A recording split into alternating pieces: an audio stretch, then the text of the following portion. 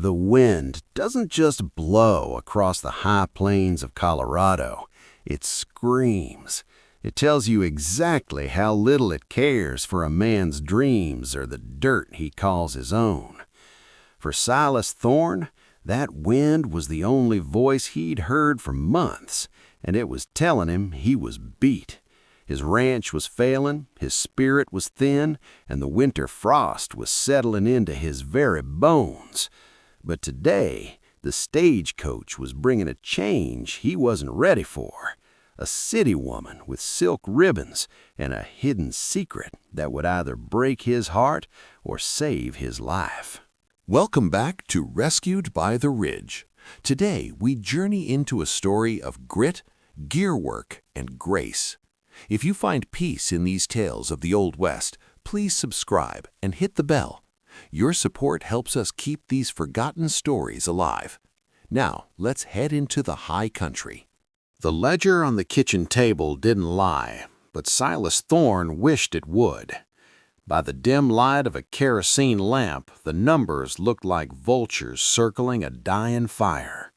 He was a man of iron and earth, built with shoulders wide enough to carry a stray calf and hands calloused by a decade of fence building. But you couldn't wrestle a drought, and you couldn't punch a hole in the sky to make it rain. The Thorne Ranch, once a proud spread of 300 head, was shrinking. The creek had gone bone dry by August, and the mechanical wind pump, the mechanical heart of his land, was groaning a rhythmic, dying song. Silas rubbed his face, his beard scratching against his palms. He was 34 years old, but in the reflection of the darkened window, he saw a man who looked 50. He looked at the letter sitting near the ledger. The paper was crisp, smelling faintly of lavender and something metallic, like a machine shop. It was from a woman named Evelyn Sterling. She was coming from Chicago, leaving behind the tall buildings and the hum of the city to be a bride to a man she had only seen in a grainy photograph. "Why would you come here, Evelyn?" whispered to the empty room. He had written the advertisement in a moment of pure, lonely desperation. He told himself he needed a partner to handle the household, someone to help with the chores so he could spend 20 hours a day in the saddle. But deep down, he knew the truth. He was tired of the silence. He was tired of the way his own boots sounded on the floorboards when there was no one there to greet him. He stood up and walked to the hearth, tossing a heavy log onto the dying embers. Tomorrow he would make the long trek to the stagecoach station. The winter sky was turning a bruised purple, and the smell of snow was heavy in the air. He looked at his rough, scarred hands, and then at the delicate handwriting on the letter. He felt a sudden, sharp pang of guilt. He hadn't told her the pump was failing. He hadn't told her the well was low. He was bringing a refined city woman to a place that was slowly turning to dust and ice. As the first flakes of a massive storm began to peck at the glass, Silas realized he wasn't just bringing home a wife. He was bringing a witness to his own defeat. The ride to the stagecoach station was a cold, lonely journey that gave Silas too much time to think. The wagon wheels crunched over the frozen ruts of the trail, a sound like grinding teeth. He had hitched his two best horses, buckskins with stamina to spare, but even they seemed to sense the heaviness in their master's heart. Silas pulled his shearling collar up against the biting wind. He kept picturing the woman from the photograph, Evelyn. She looked like a porcelain doll, the kind of woman who spent her afternoons in tea rooms, not scrubbing soot from a wood stove in a Colorado blizzard. When the stagecoach finally came into view, the stagecoach was already there, its team of 6 horses steaming in the thin mountain air. Silas pulled his wagon to a halt, his chest tightening. He watched the door swing open. A man stepped out first, then a grandmotherly woman, and finally, her. Evelyn Sterling stepped down onto the dusty boards of the platform, and Silas felt the air leave his lungs. She was wearing a coat of deep navy wool and a hat with a single elegant feather. In her hand, she clutched a heavy, weathered leather satchel that seemed far too weighted for a woman of her stature. She looked out at the jagged, snow-capped peaks of the ridge, her eyes wide, taking in the raw, unforgiving scale of the west. Silas stepped forward, removing his hat. "Miss Sterling, I'm Silas Thorne." She turned, and for a moment the world went quiet. Her eyes weren't filled with the fear Silas expected. Instead, they were bright, sharp, and intensely observant. She looked him up and down, not with judgment, but as if she were measuring the structural integrity of a bridge. "Mr. Thorne," she said, her voice clear and steady against the wind. "You're taller than the tintype suggested.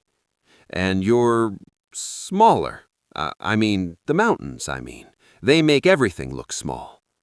He reached for her trunk, but his eyes kept drifting back to that leather satchel she refused to let go of. As he hoisted her belongings into the wagon, he noticed the way she looked at the stagecoach's rear axle. She wasn't looking at the horses or the driver. She was staring at the grease-slicked hub with a curious tilt of her head. "The bearing is dry," she murmured, almost to herself. "It'll seize before they reach the next pass." Silas paused, his hand on the wagon gate. "Beg pardon?" Evelyn blinked, snapping out of her daze. She offered a small, tight smile. "Nothing, Silas, just an observation. Shall we go? I'd like to see the home I've traveled 2,000 miles to find." As they pulled away from the station, the silence between them was as vast as the prairie. Silas stole a glance at her gloved hands. They were small, yes, but they gripped that satchel with a strength that didn't match her lace collar. He didn't know it yet, but the woman sitting beside him hadn't come to the West to be rescued. She'd come with a toolbox and a heart made of tempered steel. The trail turned upward, winding toward the high ridge, and as the first real gust of the storm hit them, the wagon gave a rhythmic metallic clack. Evelyn's head whipped toward the sound instantly, her brow furrowing in a way Silas had never seen a woman do before. The wagon creaked as it climbed the final rise, the horse's breath coming in thick white plumes. As the homestead finally came into view, Silas felt a familiar weight of shame settle in his gut. The ridge was a beautiful place in the height of summer, but under the gray, oppressive light of a December afternoon, it looked like a skeleton. The fences were leaning, the paint on the porch was peeling like sunburnt skin, and the main barn doors groaned on hinges that had seen better decades. "There it is," Silas said, his voice flat. He didn't point. He didn't have to. The house stood alone against the backdrop of the jagged peaks, looking small and fragile. Evelyn didn't gasp or cry. She didn't say a word. She simply watched the house grow larger as they approached. When the wagon stopped, Silas jumped down and offered her a hand. Her grip was firm, stronger than a city girl's had any right to be. As her boots hit the frozen ground, she didn't head for the front door. Instead, she stood perfectly still, her head tilted back, listening. The wind caught the blades of the great air motor windmill behind the house. In the late 1800s, these machines were the lifeblood of the frontier, using a gear-driven system to turn the horizontal force of the wind into the vertical stroke of a pump rod. It was a marvel of engineering that allowed life to exist where there was no surface water. But Silas's windmill wasn't singing, it was screaming. A harsh metal-on-metal screech echoed across the yard. "It's been acting up," Silas muttered, grabbing her trunk. "The grease is old, or maybe the Babbitt bearings are worn through. I haven't had the time or the coin to fix it right." Evelyn walked toward the base of the tower, ignoring the dusting of snow on her fine navy coat. She looked at the pump rod, watching the jerky, uneven rhythm of its stroke. "It's not just the grease, Silas," she said softly. "The timing of the stroke is off. You're losing pressure on the upswing." Silas stared at her, a heavy trunk balanced on his shoulder. "The what?" "The mechanical advantage," she clarified, finally turning to look at him. Her face was pale from the cold, but her eyes were darting over the machinery with a terrifying intensity. If that rod snaps, your well is useless, and by the sound of that gearbox, it's going to snap soon. Silas felt a surge of irritation mixed with confusion. "Let's just get you inside, Evelyn. The house is cold, but it's out of the wind. I'll worry about the machinery. That's a man's burden." He led her into the kitchen, a room that felt larger and emptier than it ever had before. The air inside was barely warmer than the air outside. He moved to the stove to start a fire, his movements hurried and clumsy. He felt like a failure, showing her this dying ranch, this broken life. Evelyn set her heavy leather satchel down on the scarred wooden table. The sound it made wasn't the soft thud of clothing. It was the heavy, melodic clink of high-carbon steel hitting wood. Silas froze with a match in his hand. He looked at the bag, then at his bride. She was slowly unpinning her hat, but her gaze remained fixed on the window, watching the struggling windmill in the distance. "The truth is a hard thing to look at, isn't it, Silas?" she asked quietly. "But you can't fix what you won't name." The morning light didn't bring warmth. It only revealed the dust motes dancing in the frigid air of the cabin. Silas had risen before dawn, leaving a pot of weak coffee on the stove and slipping out to the barn. He couldn't face the quiet judgment he imagined in Evelyn's eyes. He spent the morning breaking ice in the water troughs, his knuckles bleeding from the cold, but his mind was on that heavy leather satchel sitting on his kitchen table. Inside the house, Evelyn didn't sit by the fire waiting to be served. She wrapped herself in a thick wool shawl, her movements methodical. She didn't look at the peeling wallpaper or the lack of lace curtains. Instead, she walked to the workshop, a lean-to shed attached to the back of the house where Silas kept his horseshoes, his rusted saws, and a mountain of might-need-it scrap metal. She stepped into the shadows of the shed. It smelled of coal dust, old grease, and damp earth. To most, it was a graveyard of broken things. To Evelyn, it was a library. She ran her fingers over a discarded drive chain from an old thresher, feeling for the wear on the links. She picked up a pair of calipers Silas had inherited but never used, wiping away the grime to reveal the precision markings. She wasn't just looking, she was auditing. In the world of 19th century mechanics, everything was about the golden rule of machines. What you gain in power, you lose in speed, and every movement costs energy through friction. She saw that Silas was a man who tried to overcome friction with sheer force. He used a bigger hammer when he should have used a finer file. She opened her satchel on the workbench. It was a masterpiece of organization. There were custom-forged wrenches, a set of brass-bound levels, and a small, precious vial of high-grade watchmaker's oil. She pulled out a notebook filled with intricate sketches of gear ratios and torque specifications. This was her heritage. Her father had been one of the lead engineers for the Chicago rail yards, and she had been his shadow, his apprentice, and eventually his hands when his own grew too shaky to hold a micrometer. She stepped out of the shed and looked up at the windmill. It was an air motor, the auto-oiled model that had promised to revolutionize the West, but even the best machine needed a soul that understood its language. She heard the heavy crunch of boots in the snow. Silas was returning, his face a mask of exhaustion. He stopped when he saw her standing by his workbench, her hands blackened with a smudge of graphite. He looked at her, then at the precision tools, spread out like surgical instruments. The silence between them wasn't cold anymore. It was charged with a question Silas was almost afraid to ask. The sky didn't just darken. It turned the color of an old bruise. By mid-afternoon, the wind had shifted from a moan to a rhythmic thumping against the cabin walls. Silas stood in the yard, his head tilted back, watching the clouds tumble over the peaks of the ridge. He knew this smell, the sharp, metallic scent of a blue norther. It was a storm that could drop the temperature 40 degrees in an hour and bury a yearling calf where it stood. "Silas!" Evelyn's voice carried over the wind. She was standing on the porch, her hands tucked into her sleeves. "The wind is clocking round to the north. If you don't furl that windmill, the centrifugal force will tear the sails right off the hub." Silas shook his head, his face set in a grim mask. "The furling wire snapped 2 winters ago, Evelyn. I have to climb it and lock the brake manually, or she'll spin until she shatters." He grabbed a heavy wrench and a coil of rope, but as he moved toward the steel tower, a sound like a gunshot echoed across the valley.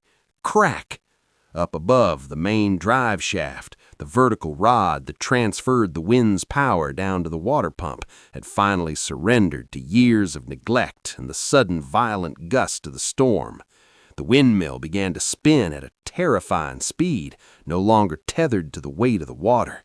It was freewheeling, a death sentence for the machinery. Without the resistance of the pump, the gears inside the cast-iron head began to grind themselves into shavings.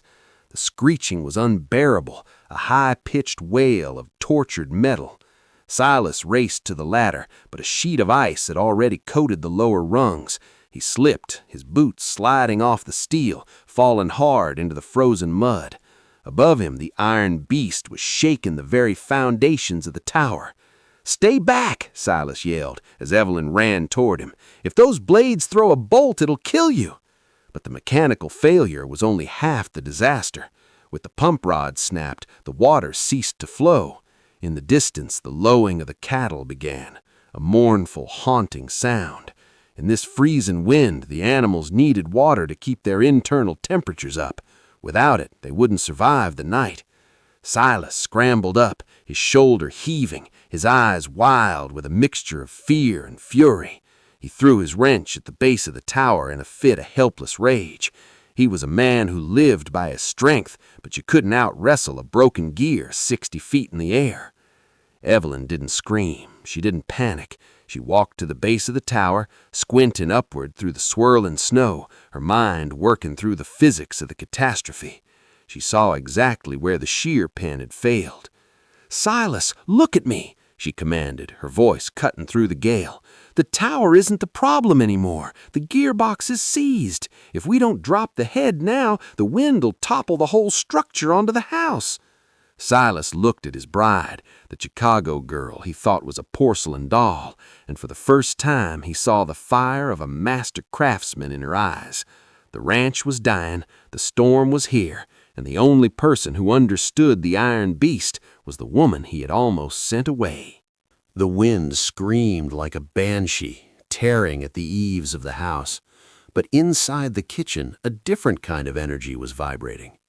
Silas stood by the stove, his hands shaking, not from the cold, but from the sudden crushing realization that he was helpless.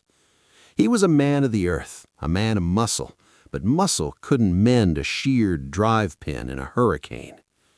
Evelyn didn't look at him. She didn't offer empty comforts. She marched to the table and flipped the brass latches on her leather satchel. Snap, snap. The sound was as sharp as a pistol shot. As the bag fell open, the light from the kerosene lamp glinted off rows of polished steel.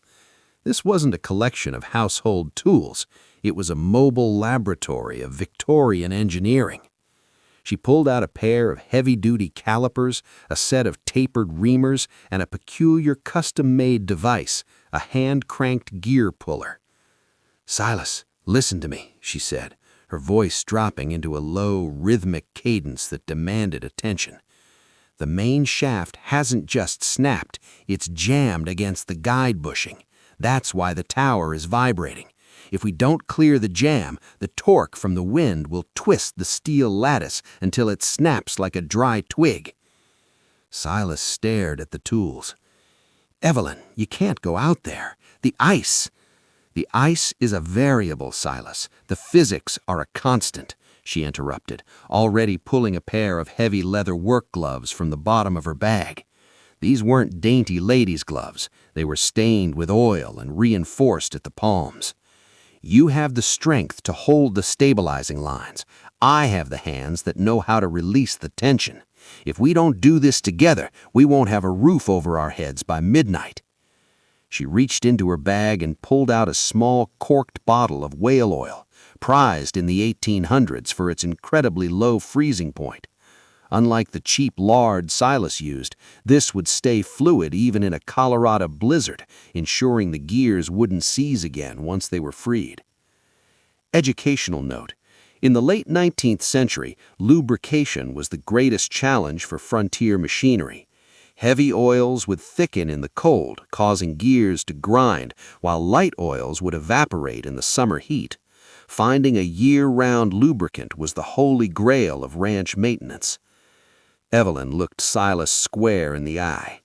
For the first time, he didn't see a mail-order bride. He saw a specialist. He saw a partner.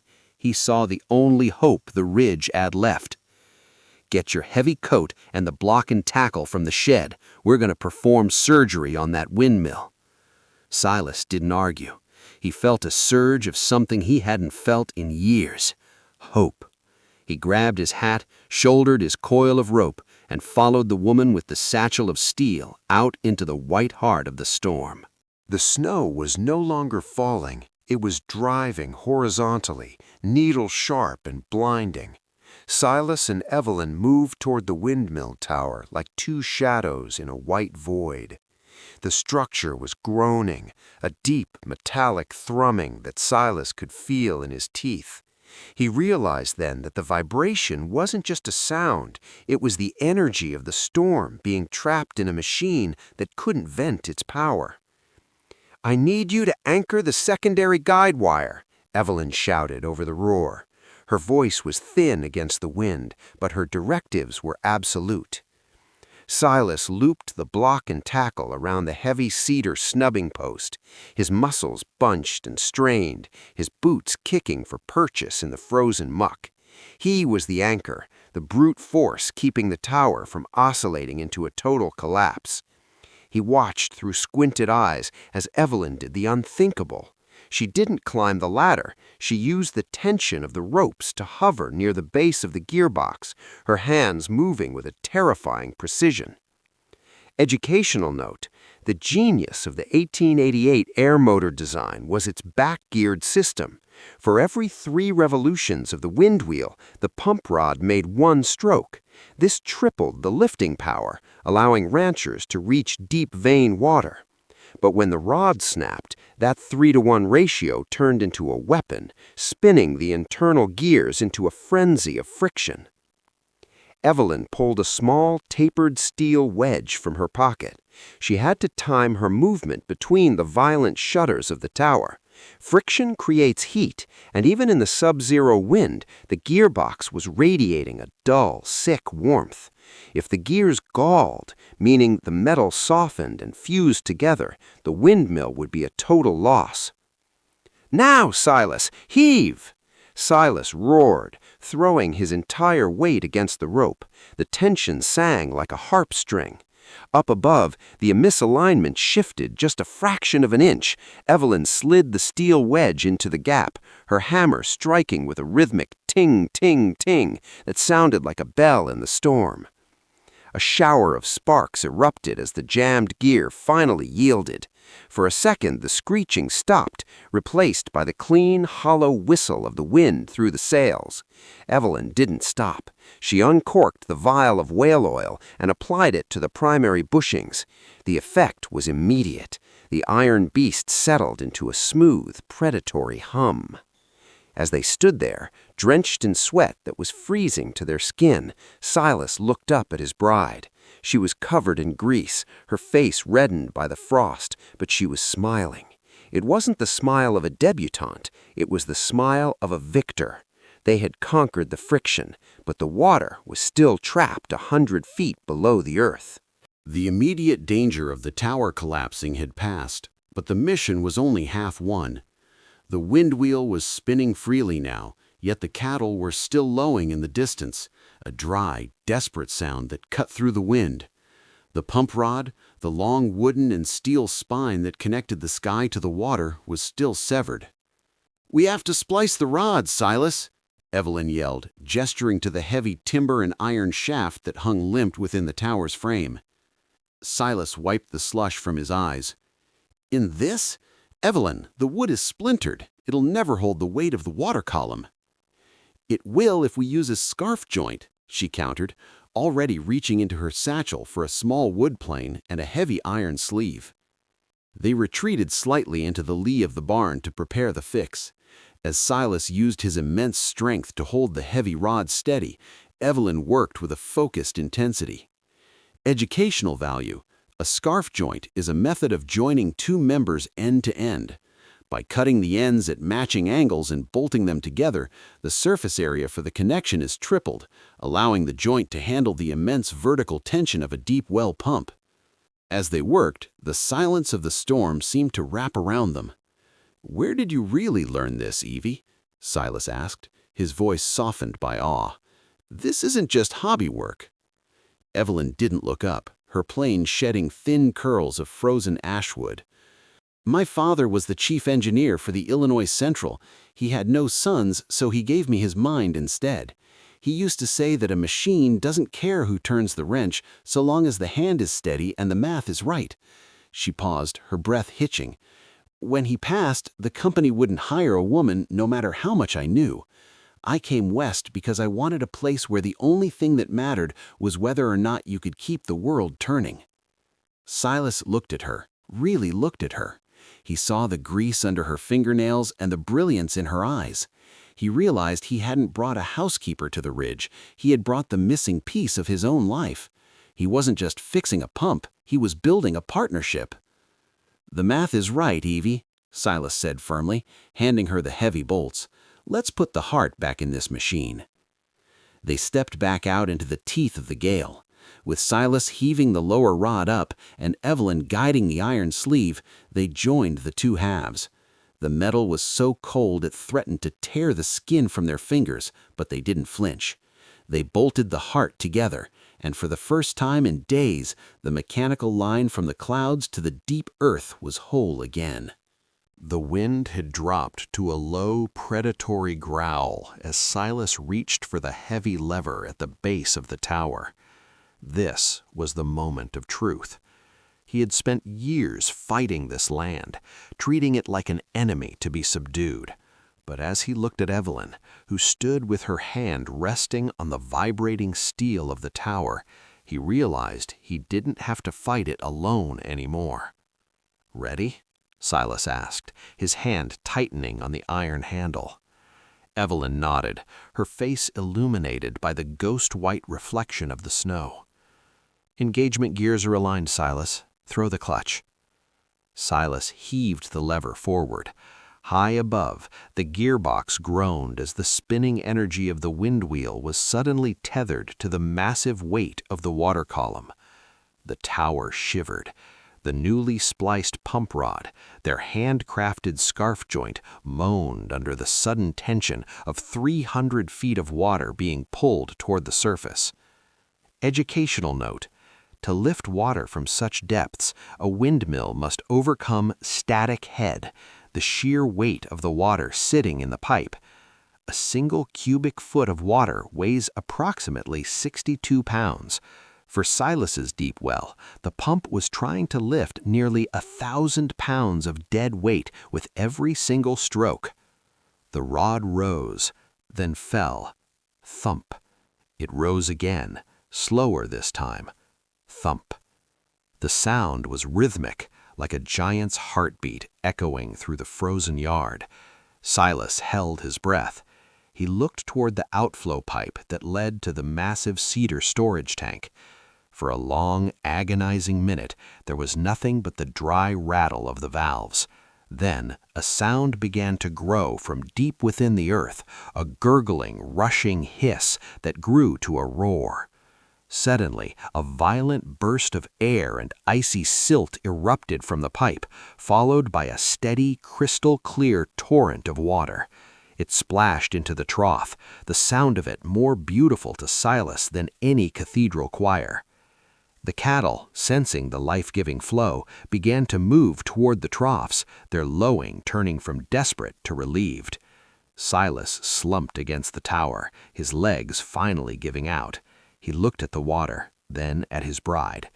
Evelyn was watching the pump rod move up and down with a clinical eye, but as the first splashes hit the trough, she let out a breath she seemed to have been holding since Chicago.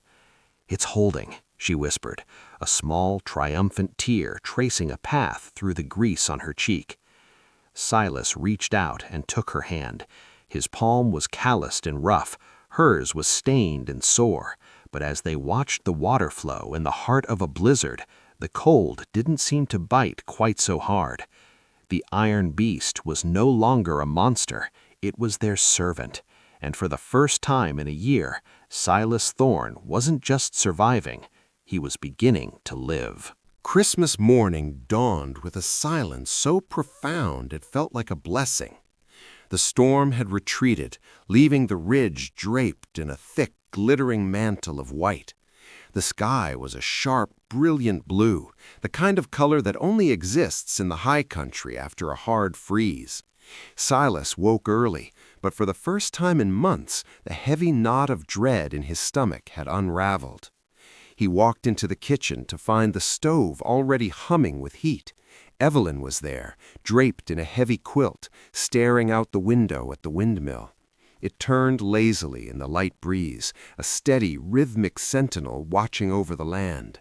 The troughs were full, the cattle were fed, and the homestead felt alive. "You're up early," Silas said softly. Evelyn turned, and the morning sun caught the gold in her hair. "I was just checking the cadence of the stroke. She's running true, Silas. The oil is holding." Silas walked over to the table. Instead of the bleak ledger, there was a fresh sheet of paper. Evelyn had spent the morning sketching, not just repairs, but improvements. She had drawn a system of gravity-fed pipes that could carry water from the tank directly into the garden and the barn, reducing the manual labor Silas had to endure every day. "I didn't bring much in the way of a dowry," said Evelyn, her voice uncharacteristically shy, "but I have these ideas. I thought maybe we could build them together?" Silas looked at the sketches, then at the woman who had saved his legacy with a leather bag and a brilliant mind. He reached into his pocket and pulled out a small object he had spent the last hour carving by the fire. It was a small wooden gear, intricately detailed, with their initials, S and E, joined at the center. "I don't know much about math or machines, Evie," Silas said, his voice thick with emotion. "But I know that a ranch is just dirt and wood until someone gives it a soul. I thought I was bringing a wife here to help me survive. I didn't realize I was bringing the person who would teach me how to build something that lasts." He took her hand, no longer the hand of a stranger, but the hand of a partner. In the quiet of that Christmas morning, the Rescued by the Ridge wasn't just a name on a map. It was the truth of two souls, as different as silk and iron, finding the perfect gear ratio to move forward together. The frontier was still hard, and the winter was still long, but the Thorne Ranch was no longer a house of echoes. It was a home. The Old West was one with more than just grit. It was one with the ingenuity and the quiet strength of those who refused to let the wilderness break them. Silas and Evelyn's story reminds us that redemption often arrives in the ways we least expect, sometimes in the bottom of a tool satchel. If this story stirred your heart, please give us a like and subscribe to join our community here at Rescued by the Ridge. Your support allows us to keep digging up these tales of love and survival. What did you think of Evelyn's hidden skill? Have you ever had to rely on a hidden talent to get through a hard time? Let me know in the comments below. I read every single one.